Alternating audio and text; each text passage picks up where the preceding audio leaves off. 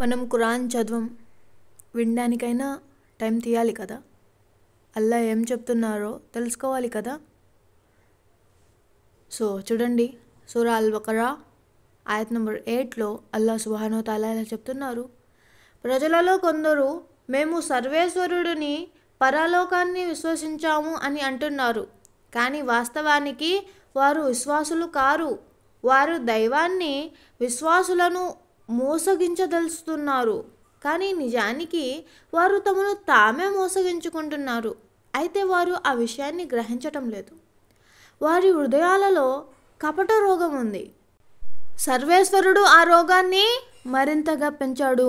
వారు చెప్పే అబద్ధాల కారణంగా వారి కొరకు బాధాకరమైన శిక్ష ఉంది. భూమిలో అరాచకాన్ని, కలహాలను సృష్టించకండి అని వారితో అన్నప్పుడు, అయ్యో మేము సంస్కర్తలమండి అని వారు సమాధానమిస్తారు. జాగ్రత్త, అసలు అరాచకవాదులు వారే, కానీ ఆ నిజాన్ని వారు గ్రహించరు.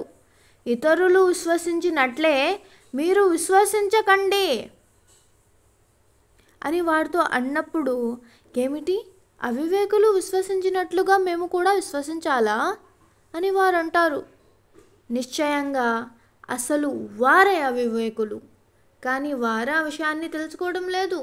వారు విశ్వాసులను కలుసుకున్నప్పుడు మేము విశ్వసించాము అని అంటారు, కానీ తమ దుష్ట నాయకుల వద్దకు వెళ్ళినప్పుడు మేము అసలు మీ వారమేనండి, కాకపోతే వారితో పరిహాసం ఆడుతున్నాము అని సంజాయిషి ఇచ్చుకుంటారు. సర్వేశ్వరుడే వారిని ఆట పట్టిస్తున్నాడు. వారికి వారి తల విరుసుతనంలో విడుపు ఇస్తూ పోతున్నాడు. వారేమో అంధకారంలో తడిచాడుతూ తిరుగుతున్నారు. వేరే మార్గదర్శనానికి బదులుగా మార్గభ్రష్టతను కొనుగోలు చేసిన వారు. అందుకే వారి వర్తకం వారికే మాత్రం లాభదాయకం కాలేదు.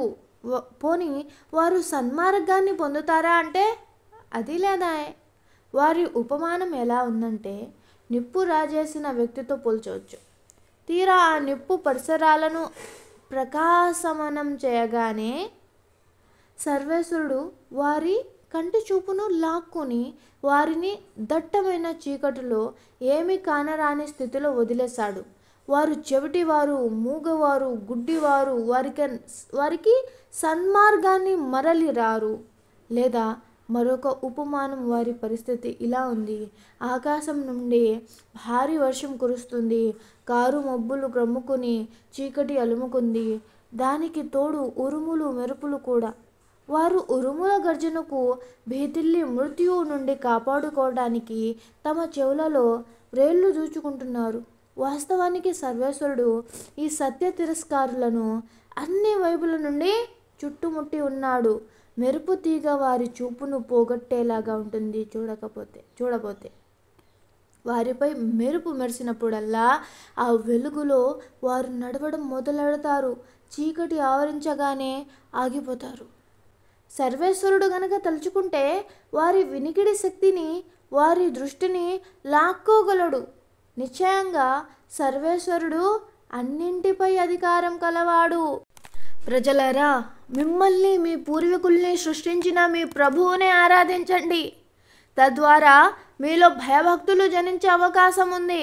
ఆయన మీ కొరకు భూమిని పరుపుగాను, ఆకాశాన్ని కప్పుగాను చేశాడు. ఆకాశం నుండి వర్షాన్ని కురిపించి తద్వారా మీ కొరకు ఆహారంగా, జీవనోపాధిగా రకరకాల పంటలను పండించాడు. ఇది మీకు తెలిసినప్పుడు సర్వేశ్వరుడికి సాటిగా ఎవరిని కల్పించకండి. మేము మా దాసునిపై అవతరింపజేసిన ఈ వాక్కు అంటే శృతి గురించి మీకేదైనా సందేహం ఉంటే దీని వంటి ఒక్క అధ్యాయమైనా రచించి తీసుకురండి. సర్వేశ్వరుడు తప్ప మీ సహాయకులందరినీ ఇందు నిమిత్తం పిలుచుకోండి. మీరు సత్యసంధులే అయితే ఈ పని చేసి చూపాలి. మీరు గనక ఇది చేయలేకపోతే ఇది ఎన్నటికీ మీ వల్ల కాదు. మనుషులు, రాళ్ళు ఇంధనంగా మారే ఆ అగ్ని గురించి భయపడండి. అది సత్య తిరస్కారుల కోసం తయారు చేయబడి ఉంది. విశ్వసించి సదాచరణ చేసే వారికి స్వర్గవనాలు ఉన్నాయని, వాటి క్రింద సెలయేరులు ప్రవహిస్తూ ఉంటాయని శుభవార్త వినిపించు.